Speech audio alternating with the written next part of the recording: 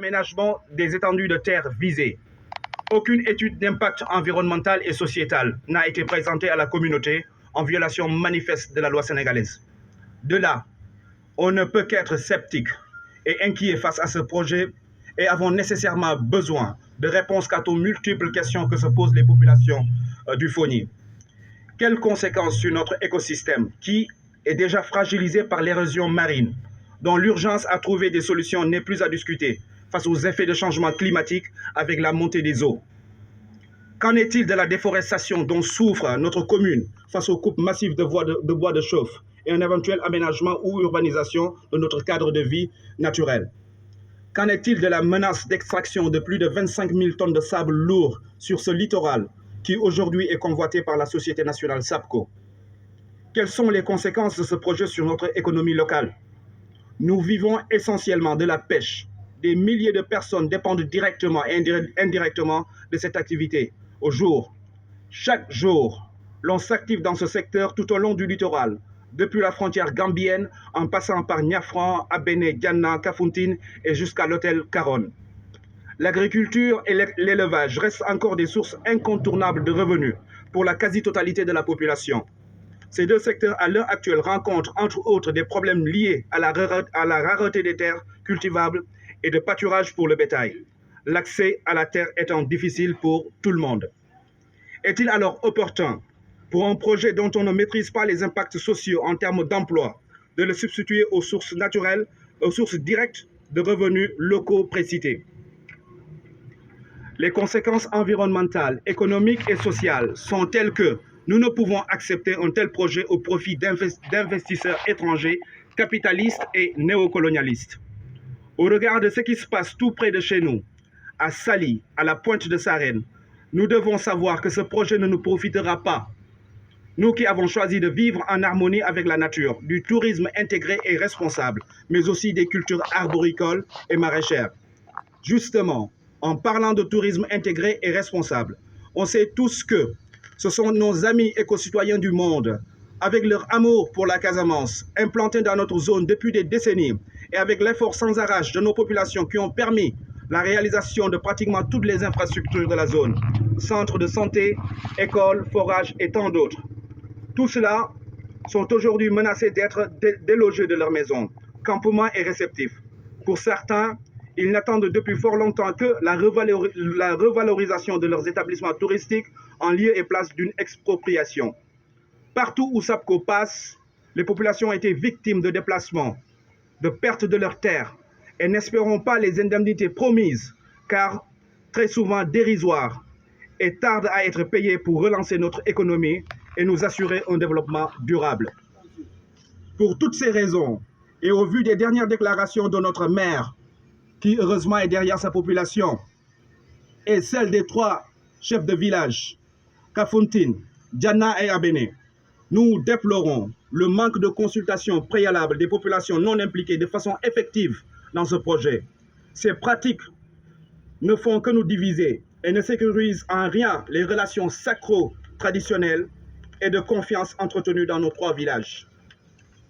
Nous exigeons l'arrêt immédiat et sans délai des travaux de recensement pour la mise en place de ce projet SAPCO.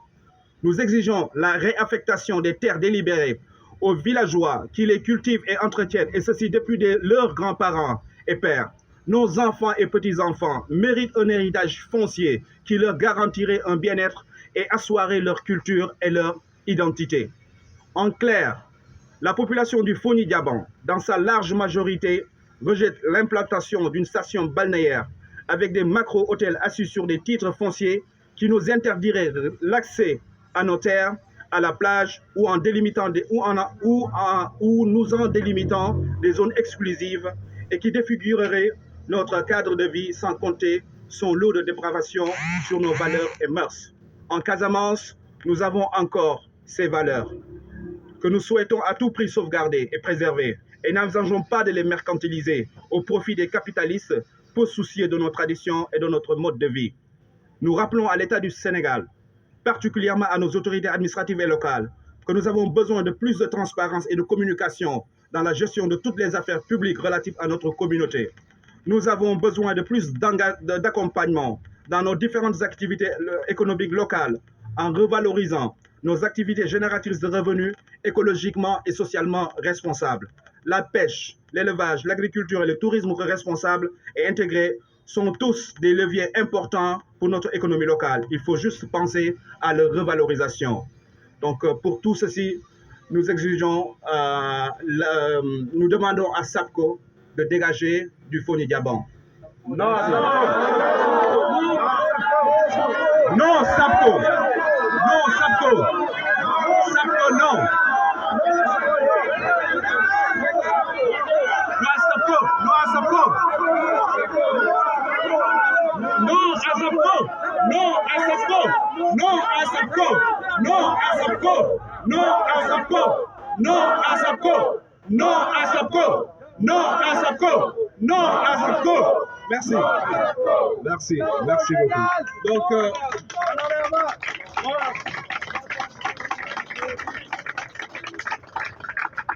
merci. Donc, ci lu gaaw tuuti ñu tënk li ñu wax léegi nii ci nasaraan ñu wax ko ci olof. waaw gannaaw bu ñu nuyooyee nguur gi nuyu ñu yor mairie bi nuyu sunu chef religieux yi ak aada yi nuyu chef de village Abene Diana ak Kafountine nuyu population Foni yëpp ñu ngi leen di wax ni beneen yoon a ngi nii ci lu weesu fukki at ak juróom-ñett tey ñu ngi andilaat yeneen jafe-jafe ci li nga xamante ne dafa jëm ci sunu ak yelleef ak sunu toogaay ci fii ci gox bi. Depuis 2004 ñu ngi amee jafe-jafe yu exploitation zircon ñu ngi amee jafe-jafe wu def fi usine chinois boo xamante ne farine de poisson la fi bëggoon a liggéey tey ñu ñuy wax mbirum accaparement ci lu ëpp ñaari téeméeri hectares ci sunuy suuf loolu yëpp boo ko xoolee muy ay scandale tey mu doon scandale suuf bëri lool tey ji ci Sénégal boo xoolee loolu yëpp donc ñun li ñuy laaj mooy naka la ñu mun a andee projet touriste boo xamante ne mi ngi toog ci zone bi ñuy bi ñu buggee def exploitation minière ba pare mu nekk ci aire marine protégée loolu nan la mun a nekkee te ñu xam ne aire marine protégée day bañ ko tibb suuf ci géej gi ñoom bu ñuy tabax fa ñuy jëlee seen suuf boobu jar na laaj sunu depuis 2017 projet bi tey ñu koy tuddee projet SAPCO ñu ngi ko fiy waxtaanee nëbbu ko population yi te loolu njiit gi la muy jiitu muy nguur gi ak waa mairie bi saa ñu waxtaan ci lu leer naññ ak population bi xamul mbir mi lu dul fi mu toll nii ci ñaari ayu bis yi weesu amul benn étude d'aménagement boo xamante ne war nañ ñu ko amul benn étude impact boo xamante ne war nañ ñu ko te loolu yoon da koy tere dañu ne bépp projet boo bëgg a teg bu toll ci dayo bu mel nii da nga war a def étude wan ko population yi toog waxtaan ci suñ ci d'accordé baax na buñ ci d'accordul baaxul waaye naka nga mën a forcer ci loo xamante ne kenn waxtaanoo ci ko nga bëgg ko andi looloo tax projet bu mel ni mënuñu ko wóolu looloo tax itamit ñu ngi laaj ay laaj yoo xamante ne ba léegi mënuñu ci am tontu fu mu toll nii géej gaa ngi jël suuf si bu baax a baax a baax ana solution yi ci loolu fu mu toll nii sunu àll baa ngi jeex bis bu na garab yaa ngi dagg tey ji buñ ci bëggee dolli ñëw def projet d'aménagement wala urbanisation bu boobaa ana sunu àll bi ñu ngi laaj itamit dëkkuwaay boo xamante ne yaa ngi fi bëgg a jëlee 20 junniy tonnes ci at wu ne ci ay minéraux naka la loolu mun a nekkee ci andi fi projet tourisme waa ana sunuy activité économique yi bu boobaa ñun napp la ñuy dundee te ay junniy nit ñoo ciy dund bis bu ne ngay gis nit ñu napp yoo xam jëlee ko nu mu tudd ci frontière Gambie bi jaar Niafra Abene Diana Kafountine ba hôtel Caron mbay bi ak sàmm bi la ñuy dundee ñun ñëpp ñu nekk ci suuf soosu noonu naka lañ koy mën a jëlee naka la ñuy mën a jëlee ay junni hectare jox ko benn société boo xamante ne ña muy njariñ mooy ña nekk si biti te ñooñu seen yoon nekku ci ñu fi am nag ñi fi am béy borom sàmm yi te ñun ñëpp ñu war a bokk suuf soosu noonu ñuy laaj ndax projet bu mel noonu jar na lépp li nga xamante ne ñun ñu ko fi dundee ci napp ak yu ñu wax sànq ñu daal di ko bàyyi pour projet touriste boo xamante ne ñun duñ ci gagné dara donc li nga xamante ne day dëppoo ci projet boobu noonu ci wàllum jaww ji ci wàllu koom-koom bi ak ci suñu wàllu dund tax na ñu jàpp ni projet boobu noonu baaxul ci ñun gis nañ li nga xamante ne moo am Saly gis nañ li nga xamante ne moo am Pointe Sarène ñun li ñu bëgg mooy dund ci tourisme boo xamante ne comme niñ ko yàgg defee boo xamante ne suñuy nit yi nga xamante ne ñu bëgg a Casamance te def fi lépp ba fuñ toll nii bu ñuy wax école bu ñuy wax poste de santé bu ñuy wax sax forage ak yeneen ñoom ñoo ko fi def tey ñooñu noonu ak ñun ñu fi nekk liggéey loolu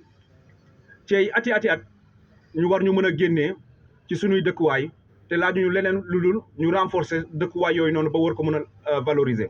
te ñu xam ni tamit fépp fu SAPCO jaar ay ñaxtu ñoo ciy topp laaj leen waa Pointe de Sarène wala ngeen laaj waa Saly waaw te bu ñuy yaakaar ni nampaay yi ñuy jox moo ñuy andil koom-koom gi ñuy yaakaar ci gox bi mënta nekk loolu tax nag lépp boo ko boolee tax na ñun ñu ngi ñaxtu di artu nguur gi ci ñu bàyyi seen jëfin gi ñuy def bu projet amee duñ ci booleeg population bi xanaa di buñ demee ba càng ndaxte li ñu jëf ni wane na ko loolu du def lu dul andi xaaj ak seen suñu diggante te ñun lu ñuy ñaan mooy bennoo ndaxte ñetti dëkk yi muy Kafountine ak Janna seen i diggante du tey donc mënuñu nangu benn société bu ci àll ba waxut ak ñun te xamuñu la mu nar a liggéeyee ñu bàyyi mu yàq suñu diggante te jërëjëf ba tax na itamit bëgg nañu lépp li nga xamante ne moo nekkoon travaux de recensement pour génne nit ñi seen kër mu daal di dakk ci saa si itamit ñëpp ñi nga xamante ne dañu affecté seen terre jëmale ko woon ci projet SAPCO bi bëgg nañu ñu delloo loolu ca saa si li ñuy wax daal mooy ni ci muy leer mooy ni population Fogni bi yëpp nee nañu dañu bëgg SAPCO bañ fi ñëw bëgguñu fi def tourisme boo xamante ne ngan di hôtel lay ñëw boole ko la nga xamante ne ay yàq la ci sunuy aada ak sunuy jikko ndaxte ñun ñëpp xam nañ li xew Saly ñun Casamance ñu ngi ak aada yooyu ak jikko yooyu ba léegi te dañu ko bëgg a sàmm ñu ngi fàttali nguur bi jëmale ko ci sunuy autorité administrative bi ak waa mairie bi que dañu bëgg lii bu mu fi amati lépp projet bu fi amati dañ ko def ci transparence bu leer a leer ñu boole ko population bi ba ñun ñëpp ñu jot ci projet yi ñuy def ñu xool ndax nañ ko mën a nangoo am déet ñun liñ fi amee doy nañu napp baa ngi fi sàmm baa ngi fi transformation baa ngi fi te loolu lépp problème la fi mu toll nii li ñuy ñaan nguur bi mooy ñu jàppale ñu ci xanaa déedéet te bu mu ñu fi andil projet yu mel noonu napp gi sàmm gi ak mbay mi ak boole ko tourisme responsable ak intégré loolu am na solo bu baax ci li nga xamante ne moom lañ fiy dundee ba tax na ñu ngi ñaan nguur gi mu génnee fi SAPCO ñu ngi ñaan mairie bi mu génne fi SAPCO te ñun taxaw nañu pour SAPCO jóge fi loolu la population bi wax. non à SAPCO non à SAPCO non à SAPCO non à SAPCO.